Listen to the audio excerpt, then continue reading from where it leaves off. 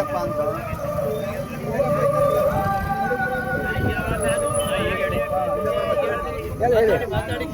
ಬಿಸ್ಕಟಪ್ಪ ಅಂತ ನಮ್ಮ ಈ ಏನು ಗ್ರಾಮಾಂತರ ಪ್ರದೇಶದ ಹಳ್ಳಿಗಾಡಿನಲ್ಲಿ ಕೋತಿ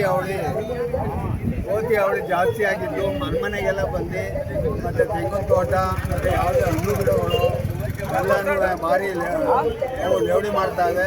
ದಯವಿಟ್ಟು ಅರಣ್ಯ ಇಲಾಖೆಯವರು ಆ ಕೋತಿಗಳನ್ನು ಹಿಡಿದು ತಗೊಂಡೋಗಿ ನಾಗರೊಳೆ ಕಾಡಿಗೆ ಬಿಡಬೇಕು ಅಂತ ಈ ಸಂದರ್ಭದಲ್ಲಿ ನಾನು ಅರಣ್ಯ ಇಲಾಖೆಯವರಿಗೆ ಒತ್ತಾಯಿಸುತ್ತೇನೆ. ಅಂದರೆ ನಿಮ್ಮ ಅವ್ರ ಅರಣ್ಯ ಇಲಾಖೆಯಲ್ಲಿ ಕೋತಿಗಳು ಅರಣ್ಯ ಪ್ರಾಣಿಗಳಲ್ವಾ? ಅರಣ್ಯ ಪ್ರಾಣಿಗಳು ಆದರೂ ಅರಣ್ಯದಲ್ಲೇ ಇರೋ ಪ್ರಾಣಿ ಅಂತ ನಮ್ಮ ಒಂದು ರೈತರ ಒತ್ತಾಯ. ರೈತರಿಗೆ ಬಹಳ ತೊಂದರೆ ಕೊಡ್ತಾ ಇದ್ದಾವೆ. ಭಾರಿ ಹಳ್ಳಿಗಾಡಿನಲ್ಲಿ ಸರ್ ಭಾರಿ ತೊಂದರೆ ಕೊಡ್ತಾವೆ. ಅಂಗಡಿ ಮುಗ್ಗಟ್ಟು ಮನೆಗಳ